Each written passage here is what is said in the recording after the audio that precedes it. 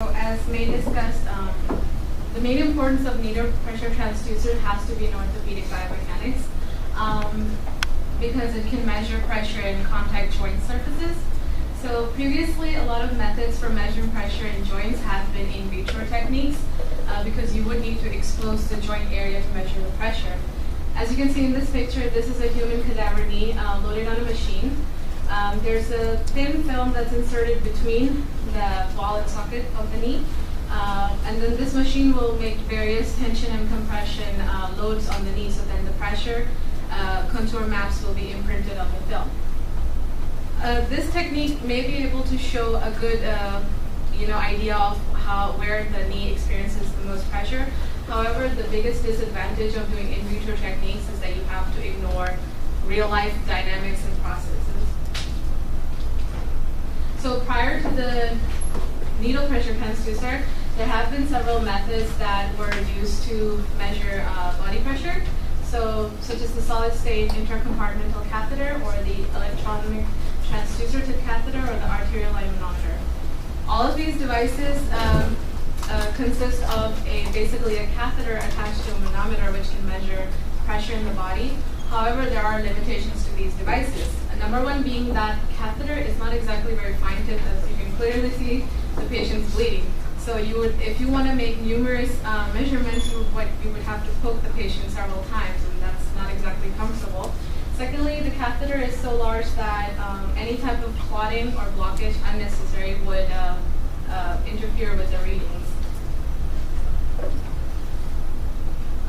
So as far as orthopedics is concerned, needle pressure transducers are up to the gold standard because they are the devices used for measuring pressure in joints, especially in vivo. However, in other areas, there are exceptions, because if you wanted to measure blood pressure, obviously you would use a sphygmomanometer, and if you wanted to measure eye pressure for glaucoma patients, you would use a tonometer. And I'm pretty sure everybody would rather have pressure measurements from these instruments as opposed to having a needle being sticking here. So here we've compiled a list of advantages and disadvantages for our device. So our number one advantage is that it's in vivo and that it very accurately measures pressure. Also, it's pretty cost effective. It's not that expensive to make. Some disadvantages, however, is that the piezo-resistive material does experience some temperature sensitivity, and that the needle is invasive. But since the needle is so small, it can be considered invasive.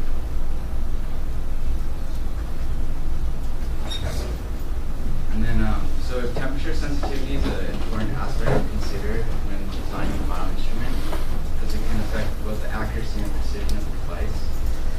In our device, temperature sensitivity is minimized through the selection of silicone as the piezo-resistive material. And more specifically, silicone has a very attractive temperature coefficient, which means its resistivity based on temperature is minimal compared to other conductors. Other parameters to consider when looking at temperature sensitivity include design parameters. More specifically, when during the manufacturing process, if there's error in the manufacturing and there happens to be some gas trapped between the diaphragm and the piezo resistors, the expansion of these gases can drastically change the pressure of a certain device. In addition, other parameters such as diaphragm thickness can affect the temperature sensitivity. Now, if you choose a diaphragm that is thicker, it would shield the piezo resistors from the temperature. However, we want to choose a smaller diaphragm in order to keep it minimally invasive. Also, other aspects such as resistor matching and are important, because if you use resistors that aren't of the same tolerance or temperature coefficient, then it can cause problems with noise being produced. Another way to control temperature sensitivity is by employing a shunt measurement, and this is just taking like a reference point and comparing pressure seen at the reference point to the pressure you're trying to measure. So in conclusion,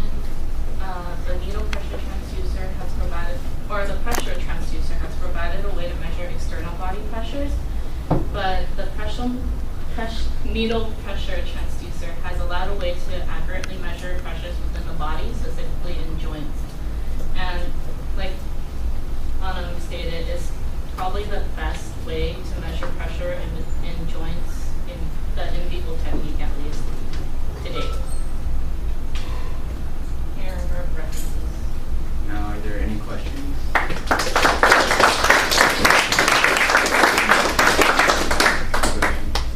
If you're measuring the joint and you said that it ignores the electrodynamics, how do you make sure that it's accurate? The readings are accurate.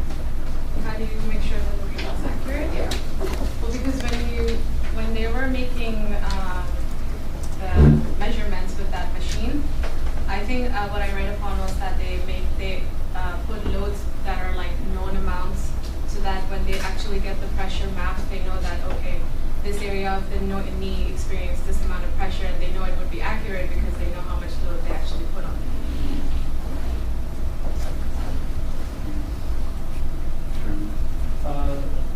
You mentioned that you use fiber optic pressure sensors. What's the advantage of using fiber optics? Well, the number one thing they look at is like size considerations, and with fiber optic cables and light, you can really minimize the amount of space you utilize.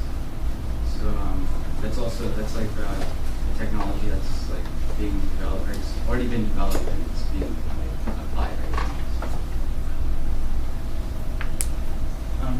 So you mentioned that the resistive transducers were dependent on temperature and what can change temperature.